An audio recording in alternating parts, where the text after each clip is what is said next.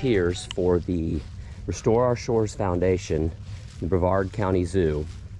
We raise oysters and clams on our dock and our neighbor's dock for the foundation to help improve the water quality of the Indian River Lagoon here.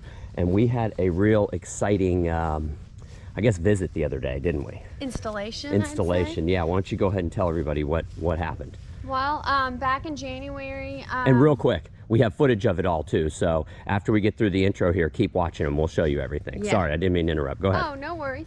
So on the right side of our dock here, they permanently planted, I don't know how many, but thousands that were grown last year in the program of clams.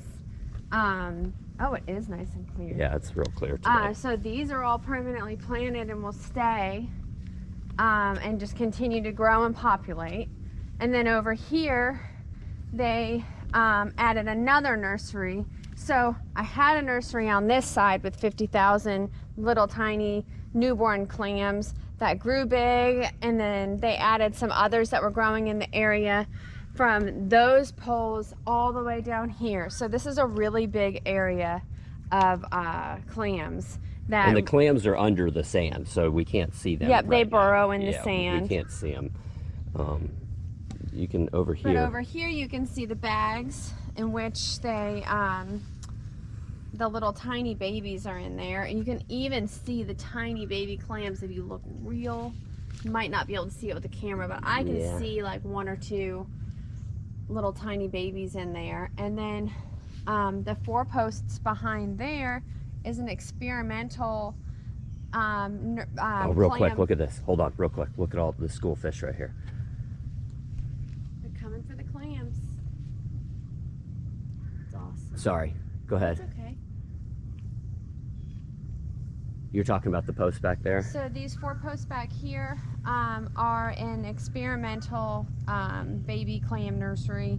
Apparently these nursery bags didn't have the results that they were hoping for, so they're going to try a different technique, but they didn't want to do too much experimenting, so they put the clams down just like they did over here, and then they put a net on top to keep the predators from eating the little tiny baby clams. This back in the post? So in the back post. So the net's been covered by sand now. So that was another, look at the school fish. Big clump of clams that they threw in there too.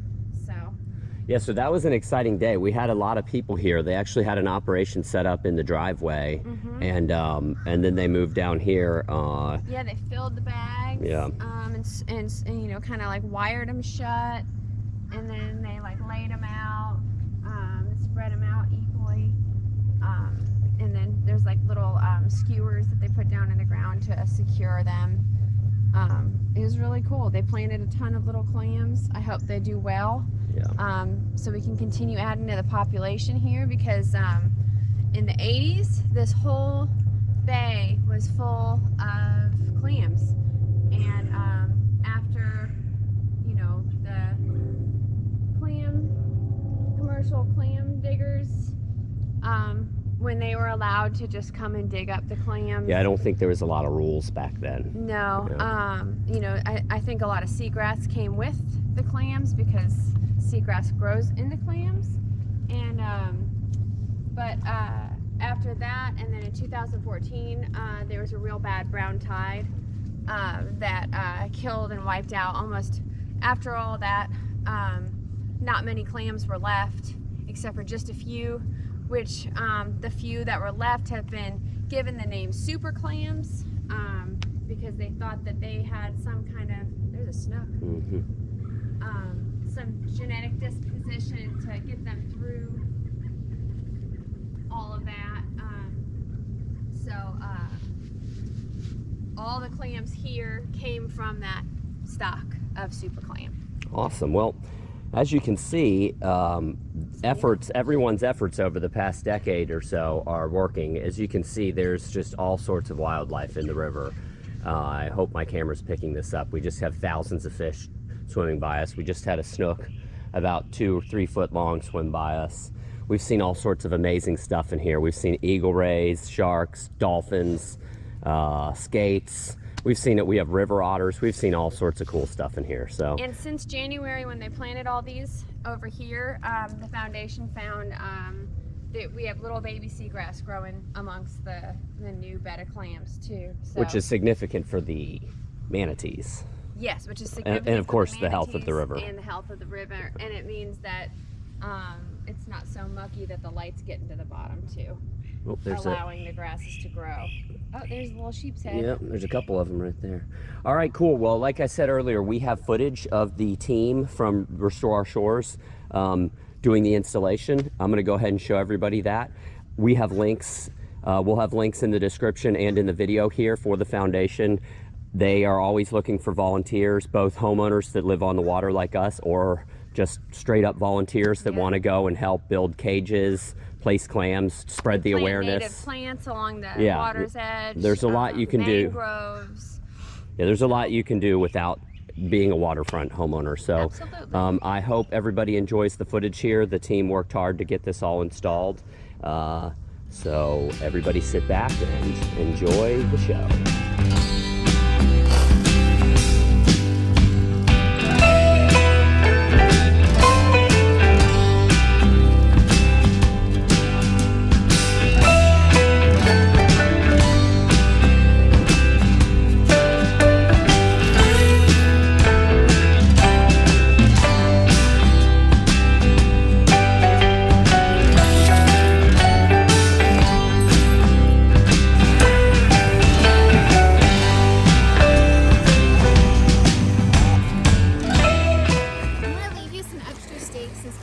Okay, to keep the corners and stuff. Just to kind of help manage it. Yeah, I've had to use those. Can you watch my clam friends for me? Make sure they don't fall off. Sure. Wow, look at all those clams. Are these the ones that are gonna go in naturally? Yeah. So we'll do, I mean, wherever really you want us to put that one. We're gonna stick all four corners, so it'll be pretty obvious, but the layout doesn't really matter for us. So whatever's easiest for you. We can keep going down that way, or... Let's go down this way. Okay. Yeah, I think that sounds great.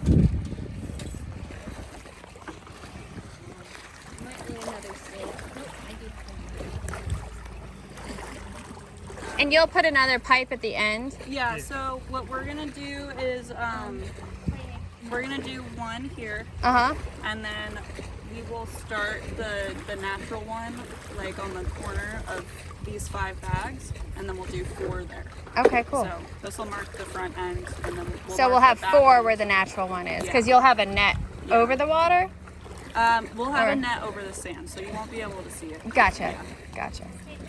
Just to keep like things from going after. Yeah, really to avoid predation. Grass.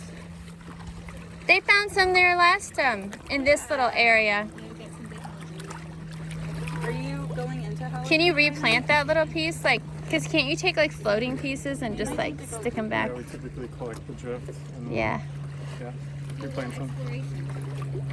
Yeah, as long as it's got root pieces intact. yeah. That's what I would do when we were doing them at the ELC. Because like kids would go in there and rip it up, and I'd come in and there'd be like all kinds of stuff floating in there. And I would just replant it and it'd be fine. Yeah, after a big storm, you can literally come in and fill up a bucket full of floating fragments, and they all have rhizomes connected to it, and you just pump them. That's awesome. That'd be a fun thing to go do after a storm.